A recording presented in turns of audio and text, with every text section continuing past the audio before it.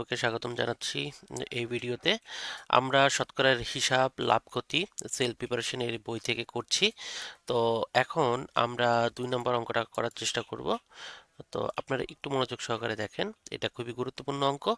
অঙ্কটা খুবই সহজ, কিন্তু বারবার কিন্তু পরীক্ষায় আসে। তো সেজন্য আমাদেরকে একটু সতর্ক হতে হবে, একটু মনোযোগী হতে হবে। দেখেন, ২ নম্বর অঙ্কে কি বলা আছে? ৪,৫০০ টাকায় একটি গরু বিক্রয় করায়। তাহলে আপনি গরুটি বিক্রয় করেছেন কত টাকায়? ৪,৫০০ টাকায়। ২ নম্বর অঙ্ক আমরা লিখি। গরুটা আপনি জাস্ট একটু খেয়াল করেন। আহ, ধরেন একটা গরু আমরা আঁকার চেষ্টা করি। এটা কিভাবে আঁকবো? ধরেন এটা একটা গরু। গরু এই গরুটা আপনি বিক্রি করেছেন ৪,৫০০ টাকায়। আপনি কি করেছেন? বিক্রয় করেছেন। আচ্ছা, বিক্রয় করেছেন। তারপরে দেখেন কি ঘটনা ঘটে। ৪,৫০০ টাকায় বিক্রয় করায় আপনার 10% ক্ষতি হয়েছে। এই যে 10%, এটা কি ক্ষতি? 10% ক্ষতি বলতে কি বোঝায়? এখন আমরা এটা একটু বোঝার চেষ্টা করব। 10% ক্ষতি, 10% ক্ষতি এ কথাটার মানে হচ্ছে, আপনি যদি গরুটি ১০০ টাকায় কিনে থাকেন, মানে গরুটির ক্রয় মূল্য যদি ১০০ টাকা থাকে, তাহলে 10% আপনার ক্ষতি হয়েছে, অর্থাৎ আপনার ১০ টাকা লস হয়েছে। ১০ টাকা কি হয়েছে? ক্ষতি হয়েছে। ১০ টাকা ক্ষতি হয়েছে। তাহলে পার্সেন্টেজের হিসাবে আপনার বিক্রয় মূল্য কত টাকা? ৯০ টাকা। ঠিক আছে? তাহলে বিক্রয় মূল্য কত টাকা? পার্সেন্টেজের হিসাবে বিক্রয় মূল্য হচ্ছে ৯০ টাকা। ওকে। আচ্ছা, এই 10% ক্ষতির কথাটার মানেটা বোঝায় এটা। আর আমাদেরকে আরেকটা ইনফরমেশন দিয়ে দিয়েছে যে বিক্রয় মূল্য হচ্ছে কত টাকা? ৪,৫০০ টাকা। ওকে। আচ্ছা, তো ৪,৫০০ টাকায় গরু বিক্রয় করায় 10% ক্ষতি হয়েছে। গরুটির ক্রয় মূল্য কত? আপনাকে বের করতে হবে কি? ক্রয় মূল্য। এখন আমরা ক্রয় মূল্যটা কিভাবে বের করব? এই যে 10% ক্ষতি হয়েছে, এটাকে আমরা আগে ভাঙাবো। ভাঙানো মানেটা কি? আমরা এভাবে লিখবো যে 10% ক্ষতিতে বিক্রয় মূল্য। এটা একটু লেখার চেষ্টা করি, তাহলে আপনারা বুঝতে পারবেন। আমি লিখি 10% ক্ষতিতে ক্ষতিতে 10% ক্ষতিতে বিক্রয়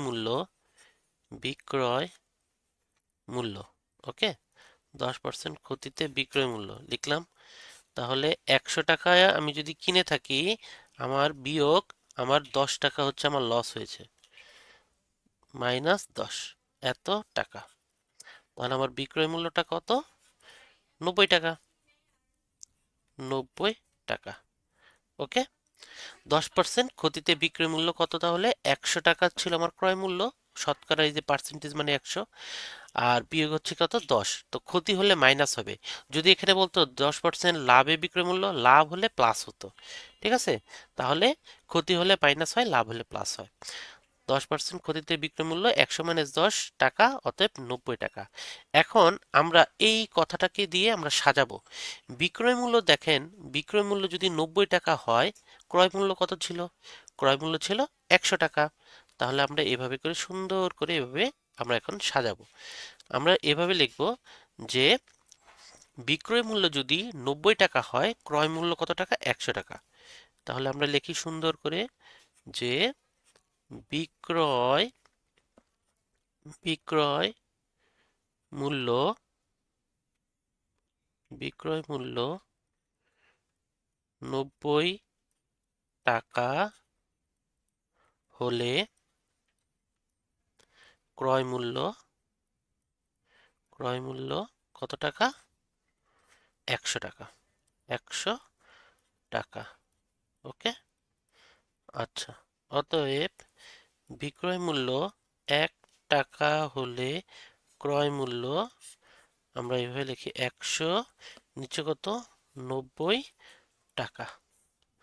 অতএব বিক্রয় মূল্য, এখন বিক্রয় মূল্য কত?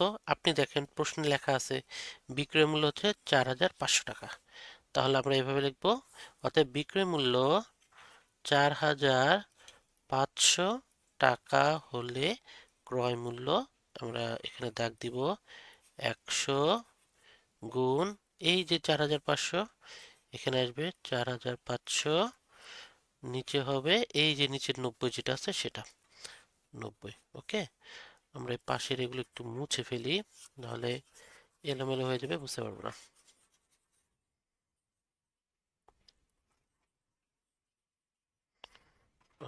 ওকে, এত টাকা। এখন আমরা কাটাকাটি করি, আপনারা আপনাদের মতো করে কাটাকাটি করবেন, আমি আমার মতো করে কাটাকাটি করছি।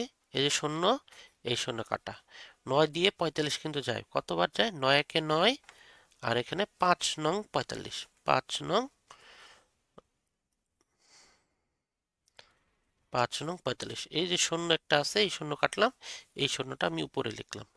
ওকে, আচ্ছা, এখন আমরা গুণ করব। 5 একে 5, এই যে 1 আর এখানে 5, 5 একে 5 লিখলাম, আর এখানে দেখেন দুইটা শূন্য আর একটা শূন্য, তিনটা শূন্য, তাহলে তিনটা শূন্য লিখবো, 1 2 3। এই যে হয়ে গেল। ক্রয় মূল্য কত টাকা? ক্রয় মূল্য 5,000 টাকা। তাহলে উত্তর, আমরা উত্তর লিখবো, উত্তর, উত্তর ক্রয় মূল্য, ক্রয় মূল্য 5,000 টাকা, 5,000 টাকা। ওকে, আশা করি বুঝতে পেরেছেন। ধন্যবাদ সবাইকে।